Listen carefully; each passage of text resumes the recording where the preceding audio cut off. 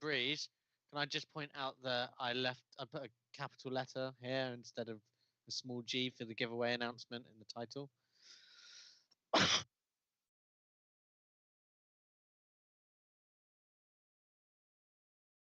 I imagine it might have been the hyphen.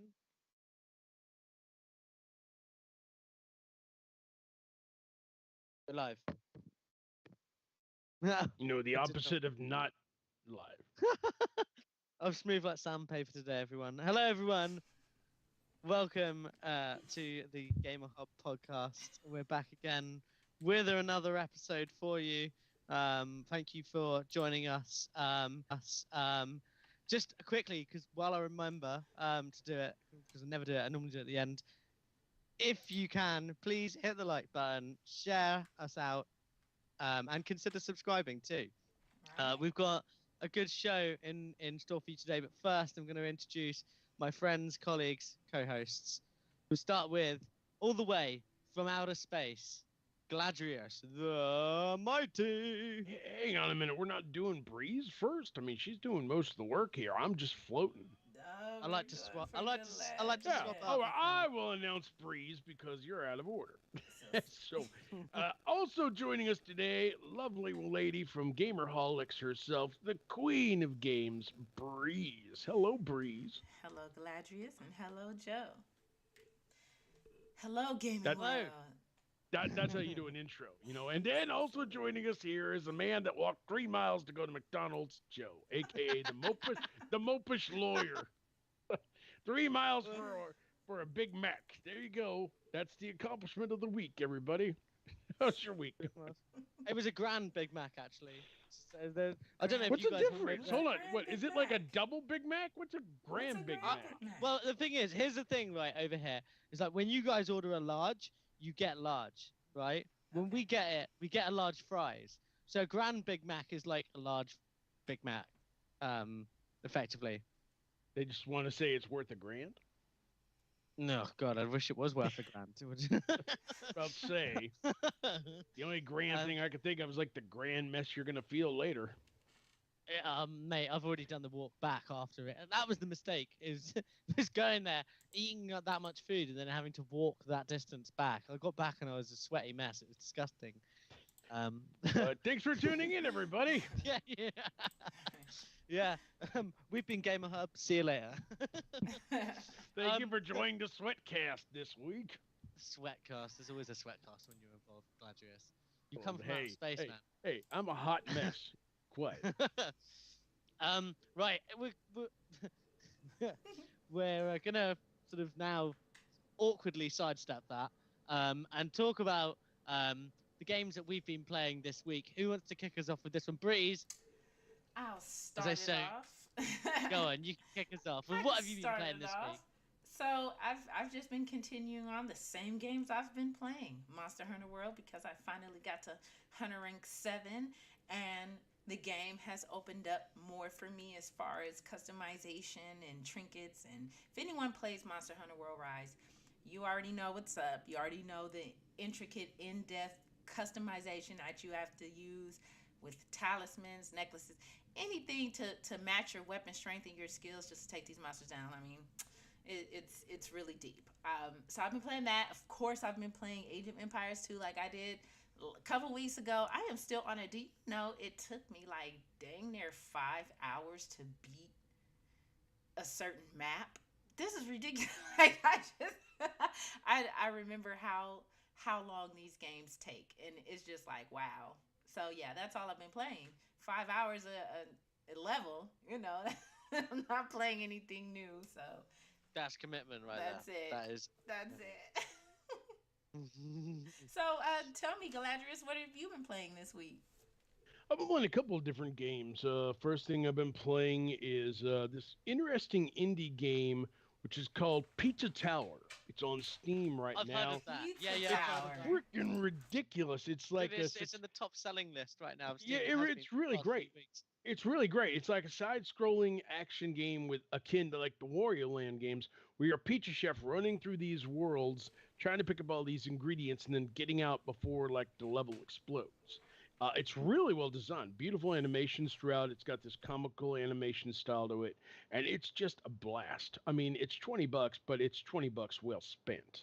I think this game looks incredible and it plays really nice, and it definitely works on Steam Deck as well. That's the main reason I picked it up. But I'm really loving it, and I think you'll love it too. Like actual pizza, you'll love it. And then another game, I can't talk about it just yet, but Grim Guardians Demon Purge, the latest one from Inti Creates. It drops this Tuesday, and I'll have a review shortly on that one. Other than that, Hogwarts Legacy, I think it's great. Unlike Kotaku and Polygon and Wired, I actually enjoy the game and don't let nothing get in the way of my enjoyment. That's how it works.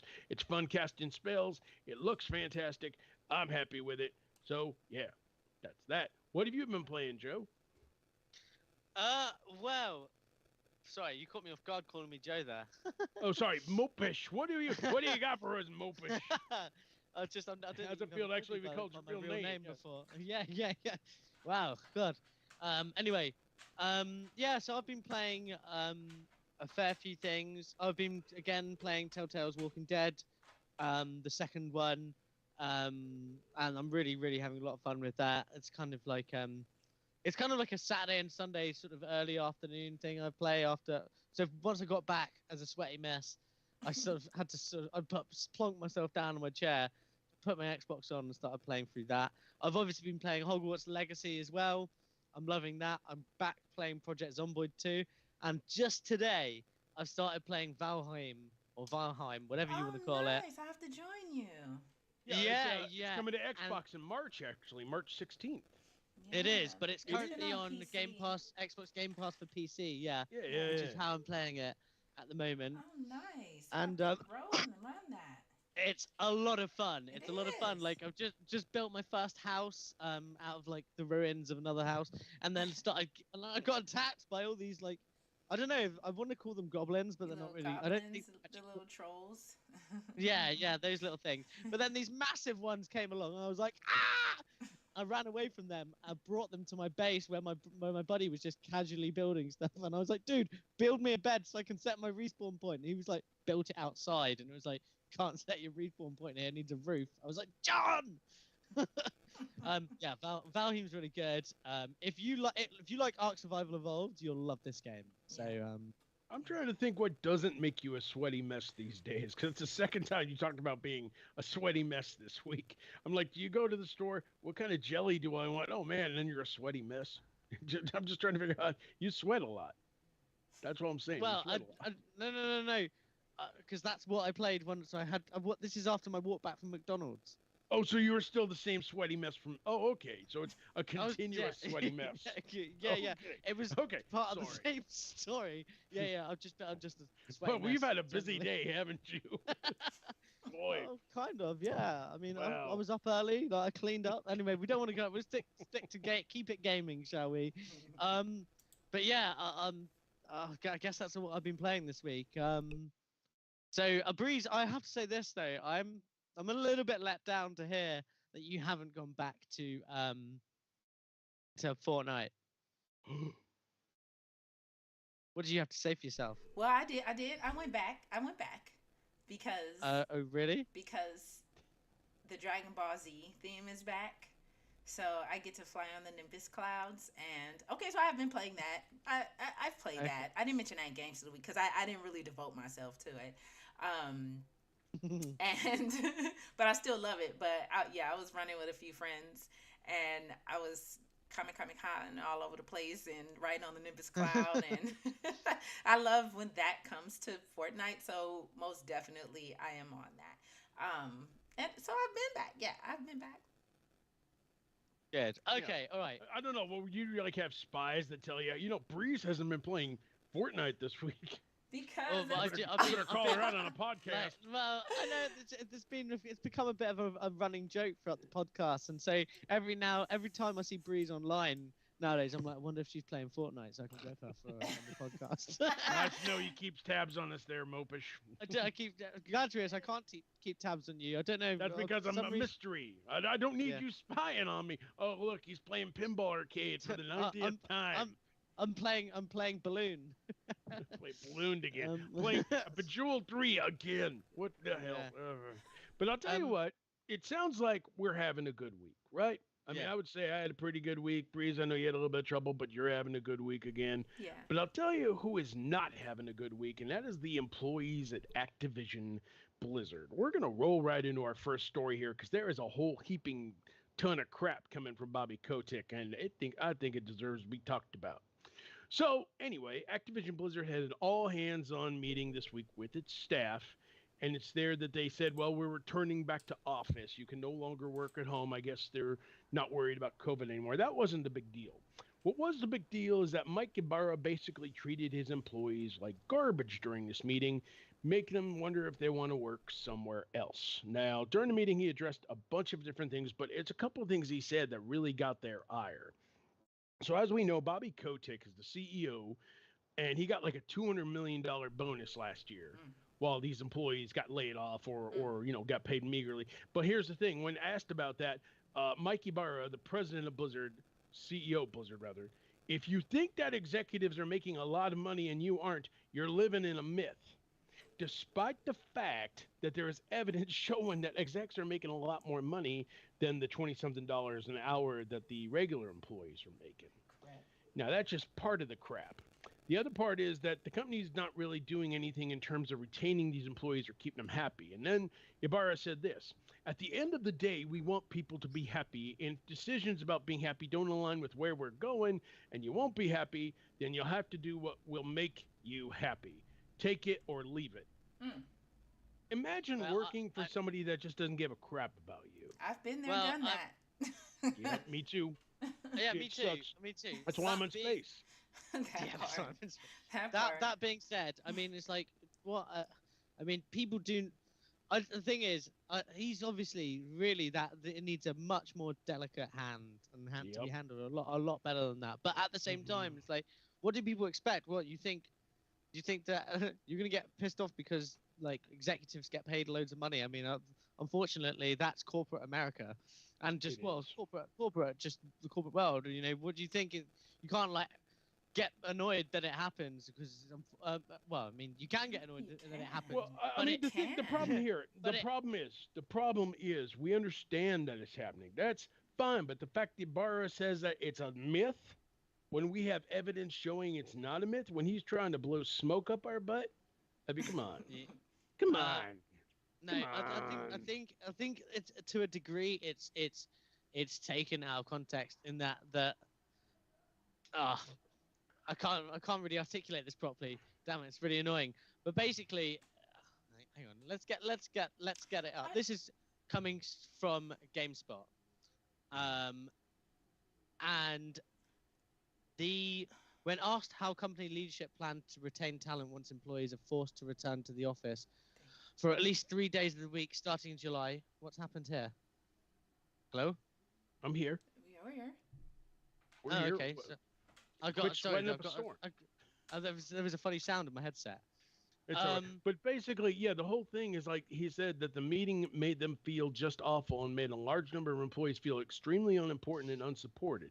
yeah, Based upon those statements. Well, go that ahead. is bad. Go ahead. That is really no, Well, that go is ahead. really You were going bad. to say something. Go ahead, Joe. Go ahead, Yeah, Mopish. Call it Mopish. that is really bad. But and you know, you should never employees should never come out of meetings like this feeling feeling negatively. Like it's bad.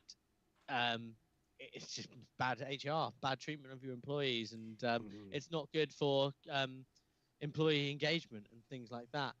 But to I just I I get people getting annoyed that executives and high ups in companies getting paid like bonuses and things like that. Right. When Yeah. when people's getting laid off, that is annoying. But otherwise, what you kind of need the motivation to progress and drive, and it's capitalism. I mean, it's not good. It's not. I'm not trying to defend companies like the fairness of it. It's not fair. But it's just the way it's just always been, and it's not just the gaming industry. I think the main issue for me about this is how Mike Ibarra's handling of it. Well, You know, it's more than well, yeah, it's how they're handling it, but it was more in the meeting. You're talking about how you have profit sharing. You know, when your employees come to work with you, this was an issue. There, it is stated that they will only be receiving 58% of their usual profit sharing bonus. Yep. What does that mean? That means I only get half of what I'm supposed to out of my shares of this company. So where's the other half going? Who's it going to? If it's fitting Bobby Kotick's pocket, if it's making up for that 200 something ridiculous bonus that he's allowed to get. Yeah. Okay. And you're taking it out on your employees. I think that's pretty wrong. And then to sit right. there and be blank faced. Like, if you're not happy here, you can go somewhere where else makes you happy. But you owe me what? 42% of my profits. Like, yeah. No, actually, you know what? I that detail I missed. And actually, no, you guys, it's completely unacceptable. That you know, isn't it in their contracts as well? Like, I mean, it could be in contract as well, but it's Activision Blizzard, they have legal maneuvering around anything. That's the sad part of it. You know, like they were trying to press unions on them, and they found a legal way around that. I mean, that's the thing. Kotick has an army of... Kotick was once accused of yelling at a female intern and everything like that, and he fought her out in court until he eventually had to settle. But he's got legal might over there. It's ridiculous. I mean, that's kind of why I'm cheering on this whole Microsoft taking over thing, because then he's out, and they have to accept the Microsoft. I mean, Microsoft laid off 7,000 employees, but they treat them better than this. Yeah. This is just garbage. You know, and it's not just them. You know, GameStop treats its employees like garbage. You know, I heard like Randy Pitchford over there at Gearbox, when Borderlands 3 sold well, he cheated employees out of their bonuses for the game as well. It's like, why? Why are you? It's why greed. Regardless if it's corporate, Joe, why do you have to treat exactly? It's greed. Because if you're already making so much, you're quarterly, you're doing great, and don't you think the employees that helped you get to that greatness, because it wasn't just your mind, it was your employees that helped that. So why are they not allowed for their bonuses? They should have their bonuses. That's what I said. Yeah. I said and then you can leave if you don't like that. I'm taking your money.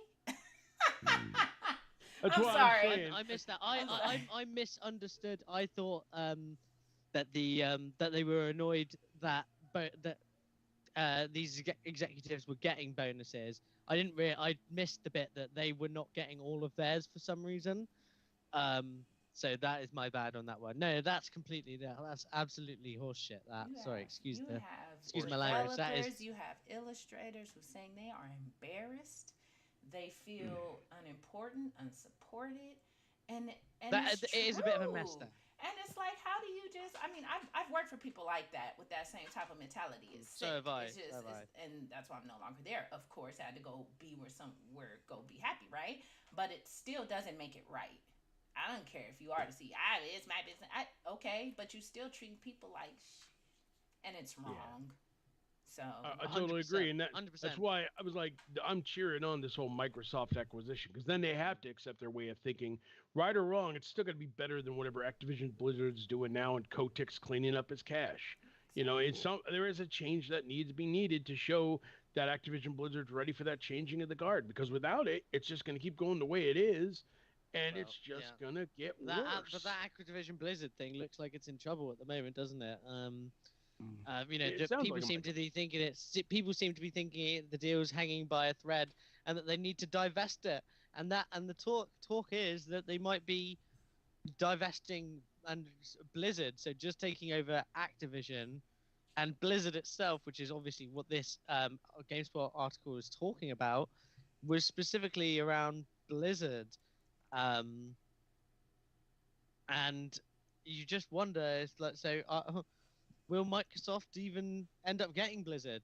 I mean, will they not have to sort of sell it off? You can't imagine that they're going to divest the Call of Duty.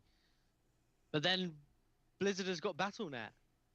So what's going to happen there, really? I mean, it's been in the news so much recently. I mean, Have you seen like all this crazy stuff that like Eurogamer they were reporting like They're talking about going to court. They're talking about Xbox fans tracking the plane with Sony executives on. It's like, dude. Yeah, there's a lot So happening, and obviously, in the next few weeks, it's gonna be interesting to see how that all plays out. But the bottom line is that there's something that needs to be done at Activision Blizzard. It's just terrible. It's terrible. I mean, as if, the idea that Kotick is still in charge and still hasn't faced any sort of, retaliation for the actions he's taken against employees. I mean, I still remember, like, what was it, years ago? Call of Duty Black Ops 4 has its biggest sales weekend ever, and Kotick is quick to announce that. But then, like, what, half an hour later, 8,000 employees lost their jobs. Says everything you need to know about the company right there. Yeah. Anyway, okay, look. We're gonna move on from this topic now. Yeah. On more depression. Well, it's not. It's it's a 6 of one, half a dozen of the other, really. Like, so the media reaction to Hogwarts. Yeah, it's been. Well, Gladius, do you want to you were more well informed on this again. Yeah. But there was certain outlets were not happy with Hogwarts, even though it's selling even better than Elden Ring. Yeah, it's doing really well at this point. It might outsell Elden Ring at this point. But no, I mean, the reviews, when we see the reviews for Hogwarts Legacy, with people who actually play the game, they give them fair scores and everything, 8, 9. I can even see GameSpot doing the 6 thing because they didn't get into the open world as much as everybody else did. But then you have these reviews that aren't really reviews, but are rather just trashing the Hogwarts or the whole J.K. Rowling thing without actually reviewing the game. There are 3 reviews in particular. Last week, Wired posted a review. Now, Wired doesn't review video games, and when they do, apparently they let somebody who reviewed sex toys prior review video games, so it makes sense, of course, right? She gave the game, or they gave the game, a 1 out of 10, and basically insulted J.K. Rowling's legacy and then said the game was like 2 generations behind, and the gameplay wasn't that impressive. But 1 out of 10? 1 out of 10 is what you give shovelware on the Wii. Okay, this review just totally trashed Rowling's. It wasn't even a review. It was an opinion piece. They got blacklisted for me. They don't even review video games, and the one time they do, it's not even a review. I'm just. You've read the books. You've loved the movies. Extraordinary. Now, about something. I mean, they just don't. If you don't agree with that, why? And you're upset. Why are you even reviewing it? You should be not playing it, surely. Don't play it. You have a right to not review it. You have a right to play it. And then following that this week, Kotaku and Polygon, 2 companies that did not get. They didn't get like review copies either, so they reviewed it on their own time, and their reviews are the same. Just completely negative, bringing the whole Rowling argument into it, and giving the game a bad score. And people can see this from a mile away. I know exactly why they did it too. They did it for the hate views. They are desperate for views because they're about to lose. They are losing money. They're about to lose like staff. So they're doing everything in their power to keep their sites relevant. So they rely on this whole let's give Hogwarts Legacy a crappy review that'll really get our views up, which is crazy. And which is crazy because the writer for Kotaku that wrote that article kind of gave it that same point of view. So it's like, I don't think it's good, and I played this because I didn't get they stated that they didn't receive a review copy for early reviews. I didn't either. For early reviews to boost the game's positivity. And it worked for a while. There were a bunch of reviews that had 8s or 9s. Yeah, Kotaku's absolute rubbish. But what you're pointing out is what they do with almost every video game. Review codes go out. So to me, I don't feel the person plays games as well. They just chose to play this and they were trans. Just because they were trans and they want to give their view on it because they're affected by what Rowling said. Yeah. But the problem is when you label it a review and it's not a review, it's just an opinion piece. Yes, it's if you just called it an opinion piece saying like we're not reviewing Hogwarts Legacy and here's why, fine. But if you're going to call it a game review and you're barely going to talk about the game, game They're itself. Rowling they're destroys trying to worlds. they're trying to Going into- impact sales by giving it a negative review. Well, of course. And that's not, and that, but actually, And- they're and quite that's what within I'm their right saying. It's to write an hypocritical. opinion piece on what they want. Completely But hypocritical. I mean, but to be honest with you, with Kotaku, the Kotaku, now Wired, and there's a few other outlets. Like I've muted them. I don't even see their stuff anymore. Like I just, and if I do from someone share, or hear about it, I'm just like, well, it's them. So what do you expect, really? Like, just like they are like fast food journalism. Like they just put outrageously stupid stuff that's not objective in most of their content. And the other thing I can't stand is like people politicizing everything. Like I can't. Yeah. And That's what this actually really is. this whole thing, mate, it happens. It's not just games, but especially in games because I love games, right? But the media reaction to Hogwarts is sort of similar in a way to Atomic Heart. Atomic Heart is reportedly, in fact, they've just recently on Twitter posted like, just so you know, guys, people are trying to spoil the game. So you might want to think about muting these words, basically. Just get off Twitter. Leave yeah. Twitter. I don't even care. It doesn't ruin it for me. Like as far as Hogwarts is concerned, I'm going to play it. Like I said, next week when I have the downtime, because I look forward to this. This has always been what if they made a really good. Well, of course, Harry Potter, but it's not Harry Potter. It's Hogwarts. Like, see, really good game. But it's according Harry to Potter, the world. really, isn't it? So I'm gonna play it. It's not, anybody's negative view on it. Now, if I buy it and find out that I don't like it, yeah, I'm gonna be disappointed. But what about Atomic Heart, though, Breeze? Are you gonna play that as well? Yes, I am gonna play that. It looks great. It comes out because that comes out. It does come out in a few days. It looks amazing. great. It does, and It I really does, wanna play and it. and that's going to get flack too because it comes from a It Russian is developer. already. Yeah, but it's coming from a Russian developer. Are you going to support? Well, I still listen to Pussy Riot. They're a great Russian band. I mean, when Chernobyl comes out, are people gonna be mad? Because it Are you comes talking about from Stalker 2? Ukrainian Stalker 2, yeah. Just Because it comes from Ukrainian developers. Are there people gonna be mad not play it and shit talking? There's just we're really at this point where politics surrounding a game are all of a sudden more popular than the game itself. Like what happened? What happened? I mean, you don't see people giving Minecraft crap because Notch is a jackhole. But he is. But people still play Minecraft. I mean, you try to stream something to Hogwarts Legacy, I guarantee you there's one person that's going to come in and try to talk crap because that's what they do. But here's the thing. Whatever happened to just enjoying something? If you want to enjoy Hogwarts, enjoy Hogwarts. If you want to play something else, hey, Metroid Prime Remastered is out. Huzzah! Cosmic Shake. You know what I mean? You got tons of games you could choose from right now. Fortnite. You can shoot some Mopish stuff. is watching. Mopish is watching. Play Fortnite. Yeah. I'm watching. My bottom line is you should be able to play what you want. And I'm going to play the heck out of Atomic Heart because it looks fantastic. It looks like the next level Bioshock game. Yeah, the really Bioshock game I've been missing. And one more thing to understand. It is coming from a Russian developer. Sure. But that does not mean, everybody follows the mindset not every Russian, of the Russian Not military. every Russian. Exactly, yeah. Not every Russian They're good Russian person people. Yakov Smirnov. We're done. Sorry, but yeah. I mean, just they plus they're not even based in Russia anyway, so it's like, well, anyway. I suppose, well, if they would, it'd make it hard to sell the game anyway, because most places don't deal with, or in like the West at the moment. Anyway, let's not get into that because this is about the game. It's not about politics. It's about the game. Speaking about the games, there wasn't years ago, anything much bigger than E3. Ubisoft, they're returning to E3, even if others aren't. So Ubisoft, they've announced that they're going to E3 this year. Xbox, PlayStation, and Nintendo are apparently not. Guys, do we think any of the other big publishers will be coming to E3 other than just Ubisoft? I have a feeling it's going to be it's turning into PAX. At this rate, it is turning into packs with third-party publishers and maybe a few indies. But that's the thing.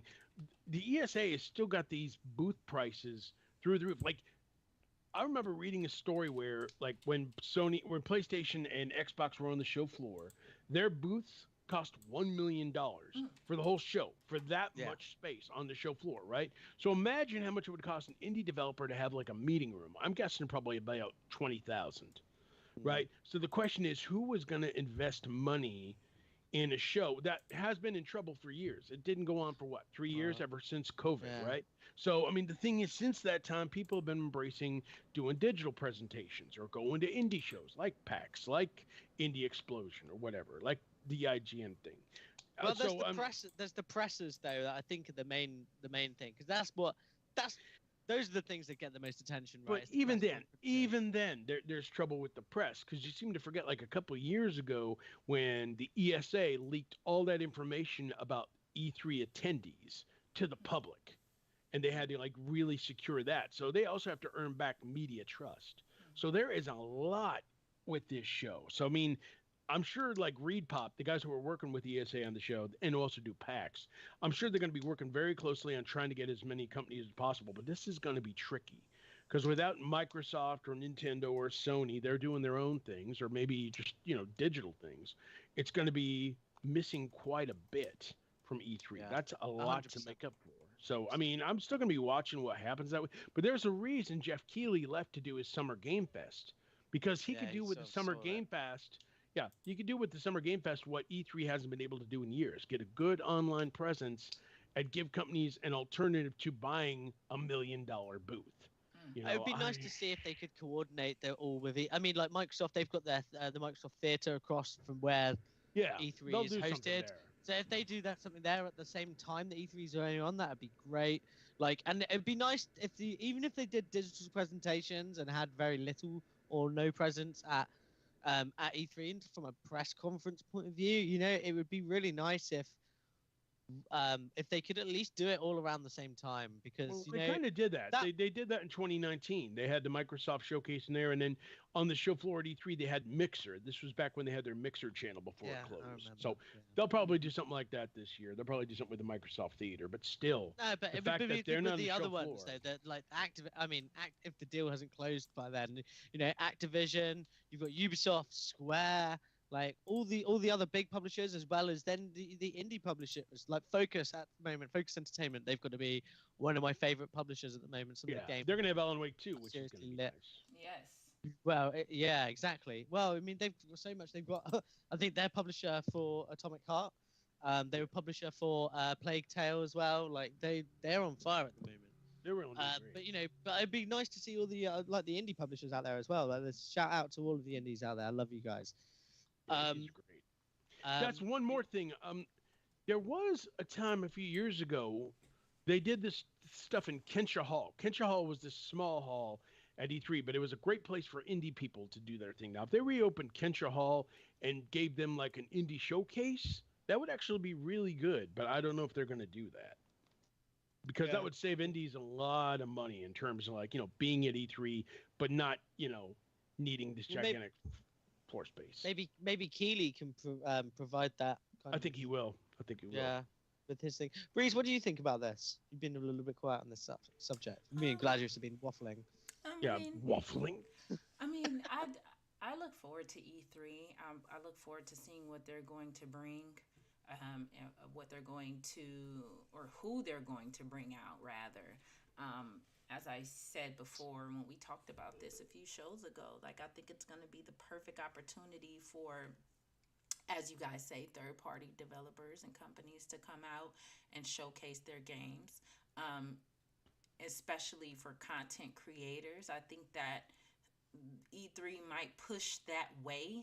And I'm really not sure. I'm just saying, as far as the big wigs pulling out and going and doing their own showcases, well, who do we have? Well, we have the little guys left. So, and little people make big strides. So if they're gonna go the direction of bringing out, the content creators, the indie developers, the small companies, just really putting the forefront out there, putting them on the forefront, I think that'll be a super cool thing. I want to attend. I put in my media application. So hopefully, we could go and get some live coverage and live footage and present it to Gamerhub, just to see what's going on out here in these E3 streets. So, but I'm excited for it. I do hope that they've gone as far as like, because they have been gone for so long, it's kind of pushed the requirements down, I guess, to fulfill it. That you used to want you to have like 10,000 active views. And I don't know if, since everyone's pulling out, the big names are pulling out, that they're going to have that type of rapport still with the gamers, the developers. So hopefully they come down on that and really want to appease to everyone to, hey, come back to E3. Lowering those exhibit prices will be the number one thing. Lowering the ticket prices, something that's reasonable where people can come and enjoy. And then, granting the media their normal just due to come and see what they have in store. And I don't feel any bad way about it. I'm going to be disappointed if security or things like that are lacking, as far as letting things like go the Game on. Awards. People getting hurt over things and not, I Right. wouldn't want that. So that would be probably the only thing that I would be disappointed but other than that, I look forward to the show coming back. We'll see what happens with it, but honestly, I mean, like the whole public thing, the fact it's still kind of a public show, they're practically turning it into PAX. I mean, that's essentially what it's going to be. It's like instead of the media trade show that we know it to be, it's going to be. I mean, I'm looking forward to, like, if there's some really good presentations going on and everything, but it's questionable. We got to see what happens. 100%. 120%. I have to say, I really do hope that E3 can sort of return to at least some of its former glory. I get, it's cheaper and everything for companies, but there's got to be some kind of way of, like, throw some tournaments up in there. Think about and like, or thinking about ways of like adding it so that you can have like a VR, so you can buy a ticket, like a VR experience ticket, and you can go and walk around the place almost in VR, but from your home. So you just like have one of those like VR headsets, even one of those ones where you put your phone in the glasses. You know what I mean? And you can sort of walk around and go and sort of experience it without actually being there, and maybe you could sell that. That means people have to walk around. Imagine like walking around with a giant helmet and be like, "That's my job now." Well, I mean, no, not if the walking around it is sort of. Or maybe drones. Maybe drones. No. But if it was like that bit was sort of simulated, but then once you got to it, once you selected which booth or whatnot you wanted to go to, it would then sort of go to just a camera that was just fixed in there. So it was kind of like the forum, like the digital forum, was like set up so it's like it's not control. It's a digital world or whatnot. But then once you got to a company's booth or whatnot there, you would effectively then transfer to the live feed camera that shows what's going on there. And shows the demos. They need to do something online to bring in the people that aren't going to the show. That's what they need. Exactly. They need to online experience. Question is, can they do that? Well, I think it's certainly possible with technology these days. It's just finding the right implementation that would work. But we've spent quite a long time talking about this, so we're going to move on quickly before we get into our main topic of the day. And we're going to this last thing, and Game Pass. Xbox, bless them. They've been doing so well after this direct, the Hi-Fi Rush being a success, and now they're back in a negative media cycle. And Game Pass is apparently cannibalizing sales, as quoted by them to the CMA, referencing again the Activision Blizzard merger, or if it happens. Do you guys have any thoughts on this before I sort of launch into one? I think the whole thing is, I think their initial comments were misconveyed in terms of cannibalization. 100%. But I mean, I could kind of see that. I mean, it does note that, when a game is on Game Pass, when it's available for free, it does hinder the sales of the game initially. Like, you can play Hi-Fi Rush on Game Pass right now, and you have no reason to buy it in any other platform unless you like want to own it on Steam or something like that. But by the same token, we kind of knew that with all sorts of subscription services. That's what kind of PlayStation Plus Premium did. When PlayStation Plus Premium released Stray, people would rather play it on that than buy Stray. I mean, it's kind of a catch-22. It gives your game exposure to a much larger audience, and you're obviously paid a Absolutely, yeah. flat fee to have the game on the service. So you do make money, but the question is, do you make as much money as you would selling the game individually? It's kind of a catch-22. Some of these companies don't know. I mean, they don't have the means to advertise the game on their own. They could do a social media push all they want and everything like that, but they're not going to get like Hogwarts Legacy style numbers. But if they're part of Xbox Game Pass and Microsoft makes an announcement that their game is on their service, it will get the game the attention. But the question is, will it push it for the long term to get sales? I mean, some games do thrive on services like this. Like years ago when PlayStation Plus came around, there was a little game called Rocket League, right? Nobody knew what it was. It was a sequel to Armored Car, that long supersonic acrobatic car thing. I'll have to look up the title later. Yeah, But I mean, Rocket League. yeah, Rocket League pretty much just came out of nowhere and it became a phenomenon, and now it's one of the popular games over there at Epic Games, right? But not every game is going to be like that. It could be a catch-22. But the bottom line is, services like Game Pass and PlayStation Plus Premium, they get attention.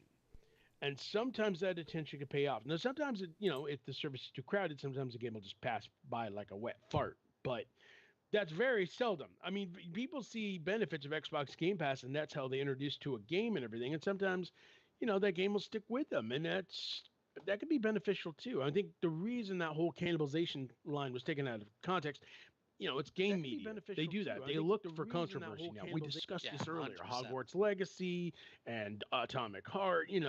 But the fact of the matter is, these games being on the service does gain them popularity and does allow the developers to work with these bigger companies. And that's kind of what some of them need to do to move ahead. I hate to say it, but that's the nature of the business.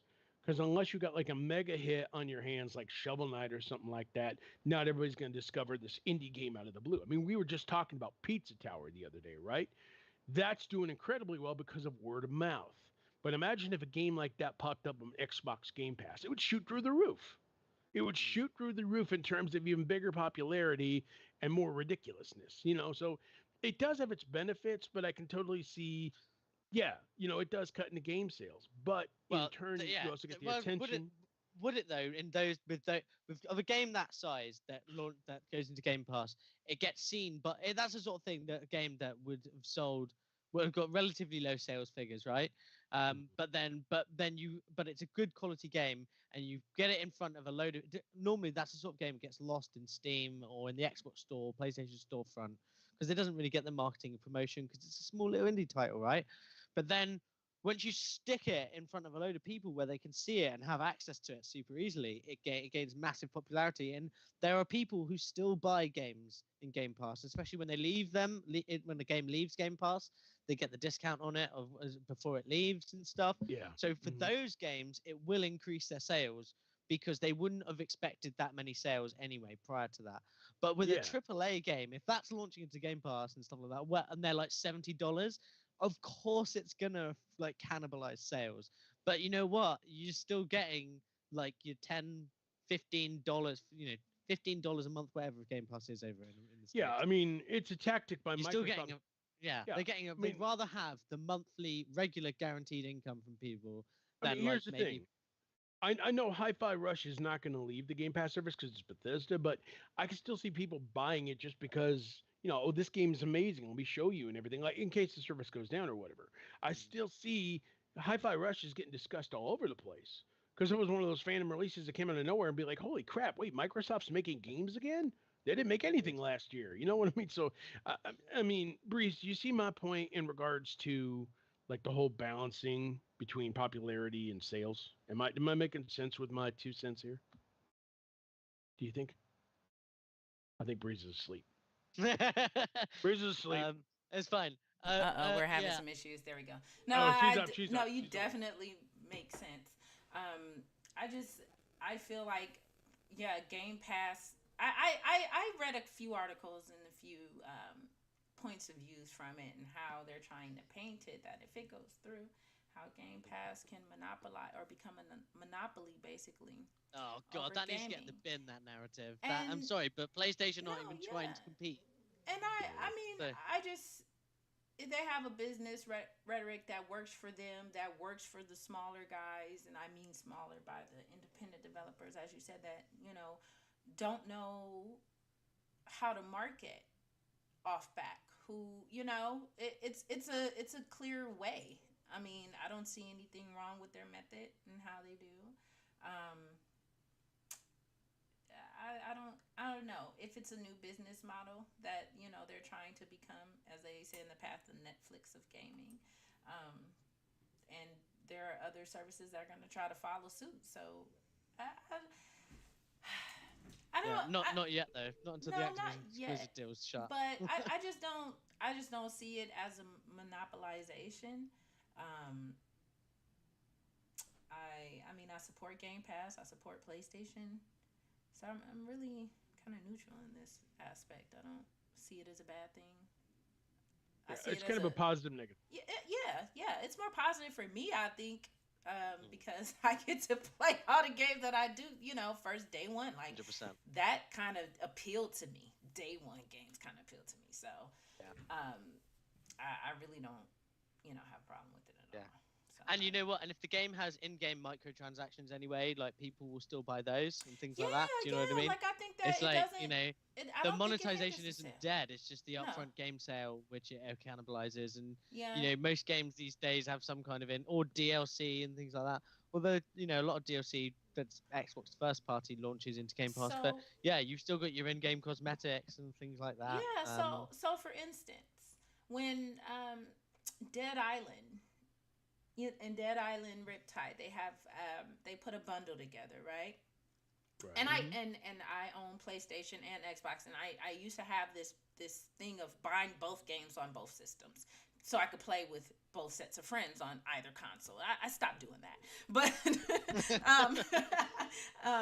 it was the fact that when it came to Dead Island and Dead Island Riptide, I didn't have it for Xbox, and I thought I did, and I did, but I traded it in back in the day. So it's like, oh snap, I don't have it, but I have it on PlayStation, but I'm not playing it on PlayStation. You get so the dilemma was that with that is that when it came on Game Pass, I played it and I played it the whole time it was on there, and it was on there. It wasn't really on there that long, but long enough for me to go back to it, and it said I didn't own it, and I was like, well, hey, wait a minute, I remember playing this on my and talking to some friends. They was like, no, remember you played on this, blah blah blah. Long story short, I still went to go buy it. Yeah, I bought exactly. it, and I was like, damn, now I gotta go buy it. But then I bought it. I was like, oh, that's pretty reasonable. Here you go. Oh, here's Yeah, $20. because usually they put them on sale anyway, Yeah, so here- it's fine. Here it Yeah, is. you get 20% discount from your Game Pass membership. And I didn't mind buying it, so it worked. They still got their money at the end of it all. Yeah, and you know what? Starfield is still going to get their collectors or whatever edition money from me, even though it's launching day one in Game Pass, because I got to have it. Just to have another. And there's Starfield. nothing Just wrong to with bring that. Starfield I'm into the sorry. Do that podcast again. That was adorable. That was adorable. You got to have it. Got to have it. That's the name of the got to episode. have it. Got to have it. I'm gonna catch No, that. no, This is Mopish walking into McDonald's. I need a Grand Big Mac. I got to have it. I need to have it. take that and I'm in a just cold edit sweat that, just clip that one little voice part, and I'm gonna send it to you. Seriously. There we go. Yeah, yeah. I got to have it. We're So gonna much- play that. God, it's gonna be. I'm gonna. This Yeah, is so much better clip than that the now. lighter. This is a lot better. Delighter? Than the Yeah, I know, Mate, right? my brother would be disappointed that you don't like Delighter. He was the one who reminded me of it. He was like, "Dude, do you remember in Age of Empires, like Delighter?" Anyway, we'll get away from Delighter He's again. got to have it.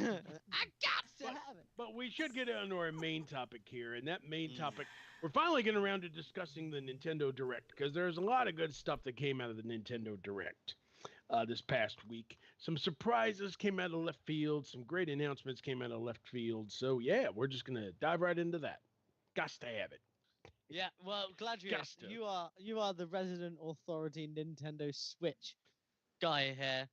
You love your Nintendo. Why don't you kick us off with and I know you have a tendency to just go off on when it comes to Nintendo stuff. So you give us your 3 highlights in terms of games or what we saw there. Your top 3. What we're gonna say, I got to have it anyway. I got to have it. I got to tell you. Seriously, does he say it like that? He goes to the grocery store. Do you have any apples? I got to have them. Anyway, God, no, I first would game. never show my face So, there again. yep, delighted. Anyway, the first game is Metroid. Shut up. It's Metroid Prime Remastered. This came out of nowhere. This was a Phantom release. They released it the same day digitally. It'll be out like physically next week. But this is Metroid Prime Remastered. It's the original game remastered for Nintendo Switch. It looks beautiful. It plays wonderfully with the new gameplay options. It's everything you could want out of it, and I think they're working on the other 2 as well. So they're finally going to get the trilogy. But this was a really nice game to come out of nowhere, and probably the highlight for me for the Nintendo Direct. This was a lot of fun and an absolute surprise. I absolutely loved it.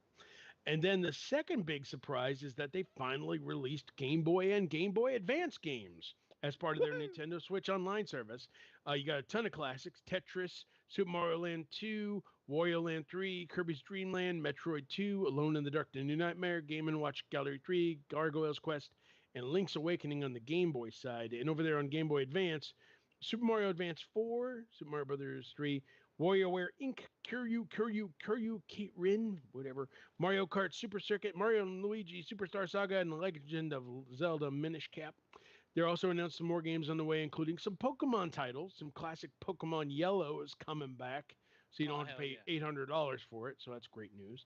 But yeah, they're available on demand, and they look pretty good. They also have filters, so you can play them, with Game Boy Color or Game Boy Black and White colors, which is really great. So it's great to have those. I keep saying great, but it is great because I got to have it. It's great. It's great. And finally, this game from Delilah Studios, the guys that worked on the new Battletoads game, is coming July 28th. It's called Disney Illusion Island. This is a gorgeous Disney game where you can play up to 4 players: Mickey Mouse, Minnie Mouse, Donald Duck, and Goofy, through like this Rayman Legends style world where you take on enemies and you solve puzzles and do all this stuff. And it just really looks like a delightful game that you can play with your family. Delightful. Shut up. You can play with your family and your friends. You got to keep talking. It's just excellent. Looks really like a lot of fun, and probably one of the best Disney games in some time, since Castle of Illusion even. Who knows? But it's dropping this July, and it's definitely something I'm going to keep an eye on. It looks really good. So those are my 3 games, although technically it's more than 3. Metroid Prime, the Game Boy Advance, Game Boy Color, and then Illusion Island. So with that, Breeze, do you have 3 picks you took away from the Nintendo Direct? You kind of named them all. I'm looking for I thought we were picking 3. Did I take your 3? I look forward there's more. There's more here. Tons of, well, I'll be honest. I look forward to Pikmin 4. Yeah. And hell yeah. Disney's Illusion Island, because Nine kind of like was frozen to the screen when she saw that announced. So I have to pick that up. Like, you got to have it. I got to have it. I got to have it. Oh, another one. Another one you might like. They're bringing back Samba de Amigo. Party Central. This looks like a fun little party game with Samba and company and a bunch of songs. No maraca controllers, though. We need maraca controllers. Oh, that would be cool. That would be cool. It'd be great. That'd be got to have it. I just look forward to those new Mario Kart. Well, actually, they're out now. We're gonna get those next week, though. The Mario Kart course that they've released. So we're the new update. The new update. And we finally have a release date for Advance Wars 1 and 2. It's coming April 21st. Finally, after all these delays because of the whole Ukraine-Russia thing, but they're finally releasing it. It's going to be a lot of fun for the fans of the series. All right, so since Breeze has given her choices there, Mopish, what's got to have? What do I got to have? What's you got to have? Well, look, there was a. I want to touch on a couple of things. So Breeze, first of all, Pikmin 4, hells yeah. I haven't played Pikmin since like the GameCube, and it was so good then. And yeah, I'm No, psyched. GameCube I'm games are psyched. awesome. GameCube games are so good. Yeah, so I'm super psyched to get my teeth into some Pikmin. But Gladius also, when you were talking about the Game Boy games, yeah, I'm excited. Like, yeah, I'm a massive Pokemon fanboy. Yeah, Pokemon Yellow is my favorite game. But I do have to say this: I do think that they are missing out on a trick in not allowing at least sort of selected Pokemon hack games onto the system. I know there's a thing there around like being able to charge for them and stuff like that. But if it's an emulator, they should allow for people to download and play select ones that are you know okay deemed okay by them. All they do is like strengthen the Pokemon community. And I'm not gonna lie, a lot of them are kind of better than in the actual Pokemon games, but we won't get into that too much. But the other one is, and it's just come out the other day, is a game called Octopath Traveler. Um, I I thought was it was the 24th. I thought it came out today. The Maybe it is the demo 24th. came out. The demo came out The demo today. came The out game today. comes out. Yeah, you got Yesterday. to have it. I know. Yeah, I got to have it. That's why I thought it came out today. Or yesterday or something. So, yeah, so it's Octopath Traveler. That game looks seriously cool. I've been following that game for a long, long time, like on Twitter and stuff. And yeah, I'm super happy that that's coming out to Switch. And again, Kirby. That's How next can you week not too. have Kirby? Everyone's Are you sure it wasn't today? No, demo. I'm telling you, there are demo. You got to understand the Just difference kidding. between Yeah, so many demos and demos full are out. games. Yeah, but demo means you can still play it. Anyway, no. Yeah, Kidding. fair. But yeah, Kirby as well. Like I'm all hyped for that pink blob. It's like the superior pink blob in Smash Bros over Jigglypuff. Yeah, I love Kirby. I remember. I think. Correct me if I'm wrong. I think they're doing sort of a remaster of Kirby's Air Ride as well from the GameCube. No, I haven't heard anything about that. No, maybe I might have dreamt that. I might have just dreamt that. 'Cause His twisted little sweaty dreams. One day, Air Ride will be mine. Got to have it. Dude, I got to have it. Nintendo, I got to have it. F-Zero Bring it. GX. Oh my. Give it to me. Yeah, look, I do also want to talk about this. So those were like our sort of top points about the Nintendo Direct itself, but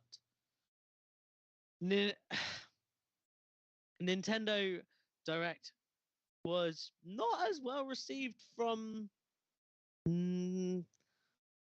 people and sort of some media outlets. People were saying it was boring and things like that, and then normally really well received by all.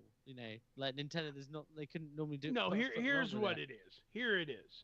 Here's what they didn't like about Nintendo Direct: the fact that the new Legend of Zelda game, Tears of the Kingdom, is $70. That's the big problem everybody has right now. Really? Without I didn't realizing have that it. problem. I didn't either. I mean, most of the games are going to be $60. This one's just Yeah. 70 because it's a huge game. I mean, whatever.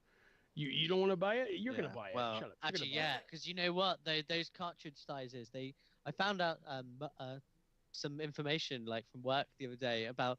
So, like with when you do like digital copies of games and stuff like that, the file doesn't sort of like cost anything with codes and whatnot. it. But when you are putting it onto a cartridge like that, if the bigger the game is, the more expensive it is to manufacture that to get that cartridge, because obviously it's got to have more memory on it.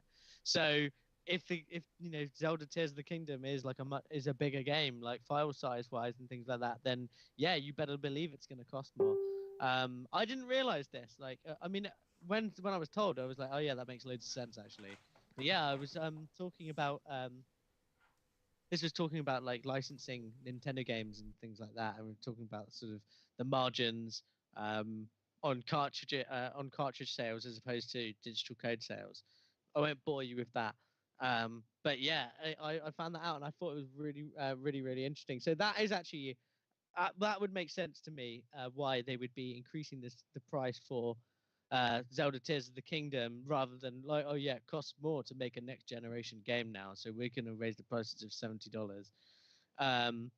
Because otherwise Nintendo technically they're like 2 generations behind now technically. with their systems. So although I reckon that we might have some news on that at some point. Potentially, it's been a little while now. But yeah.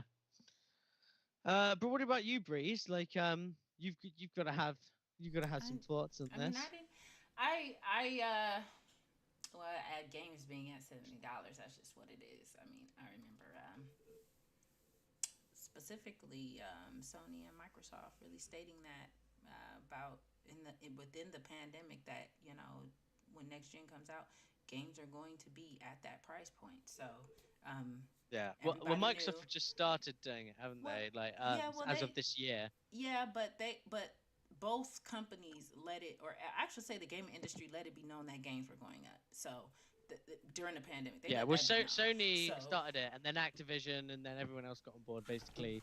And but I and mean, now, like, if that's yeah, the price point, that's the price point. So anybody disappointed about it is, hey, that's the price point. There's really nothing to argue about that unless you wait till it goes on sale. If it goes on sale. But the show, to me, I've just come to realize that Nintendo Direct is just for an announcement of up and coming games and releases, but it's not there to wow you. You know, is the showing the games is the wow in itself. I take it so it you look forward to what you think it's gonna come, and it's there. Or if it's not, oh man, you got wait till the next Nintendo Direct. mm, I do feel like it was 45 minutes of. I didn't need it to be that long. I felt like that was a waste of time just to let me know what was coming out. With yeah. back to back to Especially back as to back to none, back to back to back. it wasn't particularly like The thing is, I think people were hoping for a bigger um Presentation on how they release their well games, possibly. well I don't know. a bigger announcement. I think it was relatively. There wasn't like the blow your balls off announcement, was Approach, no, there? it wasn't. And No, but I just and felt that's like what. it was just 45 minutes or 48 minutes too long for what they announced. They kind of dragged it out. Their big game, Pikmin 4, they put their big games in intervals so that, keeps you there. To Yeah, me, sure. I just didn't. I could have did without it. I could have did with a 15-minute show. That could have been done in like 15 minutes, to be honest. I wasn't really no Maybe. in-depth dives. And I guess I appreciate in-depth dives of the game's development. So there was none of that. So I didn't really take to. I could have missed that, but I mean, it was still cool. My daughter got to see some games that she really wants to play, and we're gonna Hmm. play them. And Yeah, overall, I was happy with the presentation. I didn't yeah, really. I mean, Nintendo does its own thing. They didn't do the deep dive in development like a lot of other companies yeah, do. It they just don't. kind of sticks to general basics, but Yeah, they do really well on those basics. Hmm. So, yeah, it was. I just felt I couldn't. 48 minutes was just too long for that. yeah. But you know, Y- I'm still gonna watch the Mm. next Yeah. one. Same here. Same here. Oh You know, yeah. yeah. Gots to have it. Yeah, got to Gots have to it. have Got to it. have all the shows. Got Oh to man, have all the Starfield. I shows. guess have it. Gots If to have anyone it. from Bethesda ever hears this, like that Starfield watch, guys, I got to have it. Please Watch. just I'm going to consider cut and edit me. that part Uh, out. No, keep it in. This is magic. No, I'm going to take it and I'm going to send it to you guys, and I'm gonna use it as a ringtone. I'm gonna use it. I got. Yeah, I God, got man. Anybody that. who wants to listen to Mopus saying he's got to have it, that's going to be Yeah, the and speaking ringtone. of guts to have it, this is the moment for you guys. We are doing a Call of Duty Modern Warfare 2 giveaway for Xbox. We have a code to give away, so we're going to be doing this in our next show. So if you've made it this far along, obviously please consider hit the like button, consider subscribing, and in our next podcast, leave a comment saying what your favorite Call of Duty game is, and you to be in with a chance of winning this Call of Duty Modern Warfare, and we will announce it on the following podcast. So you're gonna have it in 2 weeks' time, I'm afraid. But that's the way we're doing it. Okay, So yeah, so we will. wait, repeat that for me. Gonna, Let them know to leave a comment. so leave a comment in next week's podcast. All right. Next week's podcast with your favorite Call of Duty game. So next week's podcast, drop a comment in your. We will have it titled the Call of Duty giveaway podcast. So leave a comment, and in the following week's episode, we will announce the winner. Does that make sense to you guys? Sure. Yeah. Oh yeah, and for a bonus chance of then put in the comments here. I got to have it. To be in with Yeah, a better chance. leave. I got to have it in the comments for a chance to win the Call of Duty Modern Warfare 2 game on Steam on our podcast. Yeah. I got to have it that's in this week's podcast. So yeah. But yeah, if you haven't, I think I've said like, subscribe, please, if you can. Yeah, I think that brings us to the end of another awfully fun episode of the Gamerhub podcast. I've enjoyed myself today. How about you guys? Been a fun one. It was a blast. I enjoyed it. Yeah. I always have fun with you guys. Yeah. So. Yeah. What am I gonna say? Oh no, Mopish brought us down again. Oh no, what a show! If Breeze wasn't here, I'd be asleep. Oh boy. Right. Yeah. So everyone, thanks. We're gonna start with the outros now. Gladrius, you were first in. Why don't you be first out? Fair enough. You can Get outta find me here. on the Discord. Gotta get out of here. I got to have Get it. out of here. Get out of here. I'm gonna be on Discord and everything like that, and you can always keep tabs of stuff that I write over there at gamerhub.co.uk. Awesome. Breeze. And you can find me on Facebook, Queen Breeze. You can find me chilling in the Gamerholics. You can find me chilling over at Gamerhub. Check out the site, gamerhub.co. Oh, excuse me, gamerhubuk.co. Did I say that right? I think I did. Okay. I thought it was gamerhub.co.uk. Yeah, .co.uk. So wait, I got it right? Excuse me. I got it right. You can catch us on Discord. You can catch us on Twitter.